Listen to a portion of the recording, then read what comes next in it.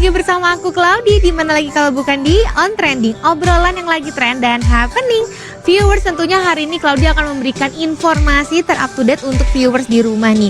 Kalau misalnya kita ngomongin Yayu Unru, ini kemarin pas kepergiannya beliau meninggal, banyak banget yang sedih. Bukan hanya dari kalangan aktor aja, tapi banyak banget masyarakat yang juga sedih. Karena selain Yayu Unru yang sifatnya baik, aktingnya bagus, ternyata dia itu juga peduli dengan aktor-aktor lain. Jadi bagaimana sih dunia peran seni ini bisa berkembang?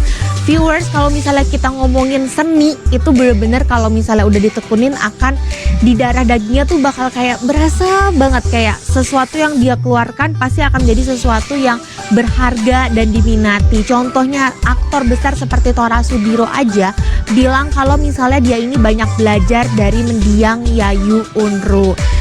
Pokoknya kita doain biar semuanya baik-baik, terus dunia entertainment ini juga makin sukses. Dan untuk Yayu Unru, semoga tenang di sana, dan yang penting di hati-hati para aktor, aktris Indonesia dan juga penonton, pastinya ini terkenang banget. Dan pastinya Yayu Unru itu selalu ada di hati kita semua, karena beliau itu adalah sosok yang luar biasa dalam industri peran.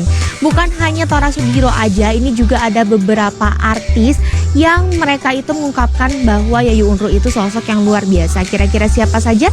Langsung aja disimak informasinya, ini dia. Selain Tora Sudiro, ini juga ada aktor besar seperti Vino Gebastian. Bayangin viewers, kalau misalnya seorang Vino Gebastian ini udah menganggap Yayu Unru itu seseorang yang sangat berpengalaman dan berpengaruh dalam hidupnya, apalagi karirnya, berarti di situ Yayu Unru memberikan ilmu yang luar biasa nih, sehingga bisa orang-orang seperti Vino Gebastian hari ini besar karena banyak belajar dari seniornya. Itulah, kalau misalnya seseorang mau belajar pasti ada aja jalannya.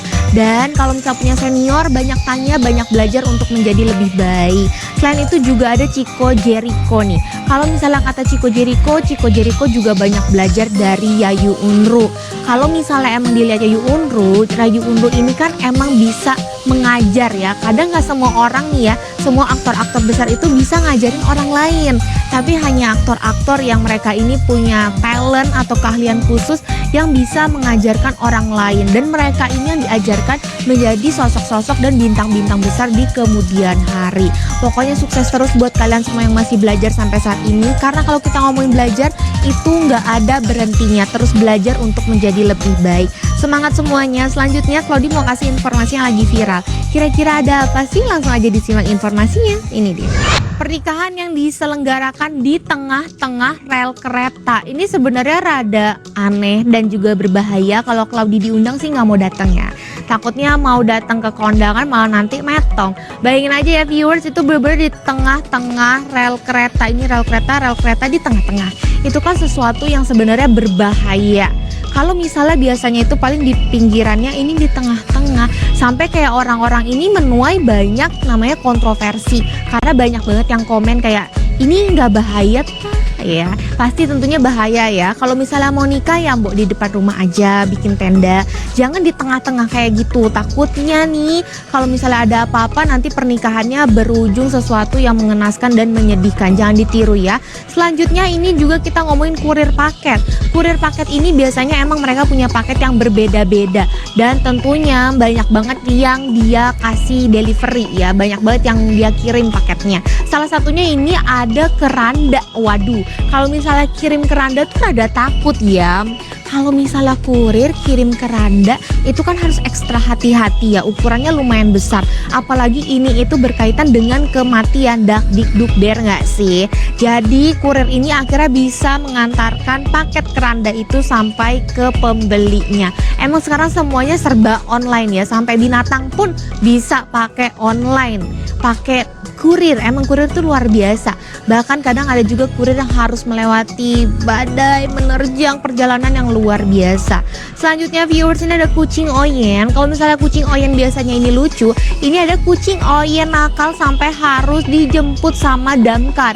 Karena dia ini nakal banget, suka mengganggu. Bahkan ada orang yang pernah sampai luka-luka dicakar gara-gara kucing Oyen.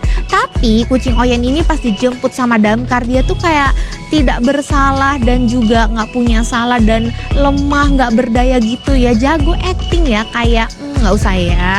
Pokoknya kalau misalnya kucing Oyen biasa lucu, yang ini sedikit nakal, mini tantrum ya. Nggak apa-apa viewers, selama kucing itu juga nggak yang nakal-nakal banget ya nggak apa-apa. Tapi kalau udah sampai cakar-cakar, itu kayaknya perlu ditindaklanjuti. Selanjutnya viewers, kalau tadi Claudia udah ngomongin yang viral, Claudia mau kasih informasi misteri. Wah, kali ini kira-kira tentang apa? Buat yang udah penasaran, jangan kemana-mana, tetap di On Trending, obrolan yang lagi trend dan happening.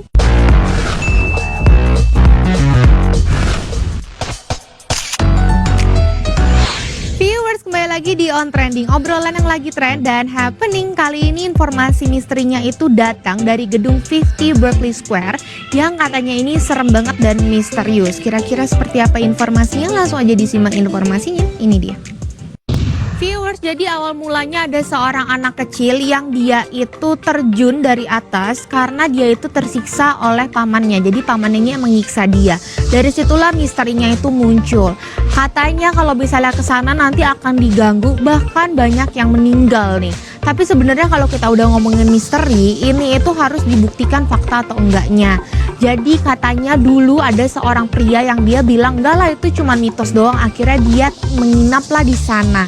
Dan saat dia di sana dia itu udah siapin senapan. Pas dia lagi tidur, dia lihat ada kayak siluman makhluk yang jalan gitu dan akhirnya sama dia itu ditembak. Tapi pas pagi hari dia lihat ini gak ada apa-apa. Waduh, itu serem ya. Selanjutnya ini juga ada, jadi dia ini datang ke sana nih viewers, dan akhirnya juga meninggalnya serem. Jadi dia ini berdua. Jadi pas dia lagi istirahat di situ, yang satu ini tiba-tiba kayak ketiban si makhluk ini dan yang satu tuh bisa kabur lari. Dan pas udah kembali ternyata yang satu ini udah kayak dimutilasi gitu. Si yang hidup ini dia itu lihat katanya bentuknya itu seperti gurita yang punya tentakel. Nah katanya dia itu makhluk misterius yang datang dari terowongan gitu. Jadi dia itu bermutasi gitulah ceritanya, dia berpindah gitu. Pokoknya kalau misalnya di sana tuh katanya emang serem banget dan angker. Tapi ada yang bilang kalau itu sebenarnya cuma akal-akalan aja karena di dalamnya itu ternyata ada bisnis ilegal. Kita sampai sekarang juga masih belum tahu ini benar atau enggak. Tapi sekarang gedung ini masih difungsikan, masih ada. Jadi di situ ada toko buku kuno gitu ya di situ. Dan di situ ada si Mark Brother yang dia itu emang buka toko buku kuno dan estetik gitu, toko buku kuno lah ya bilangnya. Tapi yang di bagian paling atas yang katanya angker itu ditutup dan juga ada polis lainnya. Pokoknya hati-hati aja, kalau Claudia sih nggak mau ya kalau udah denger yang serem-serem kayak gitu, takut ntar dicerakot sama si hantu guritanya itu ya. Seremnya kayak film juga ya.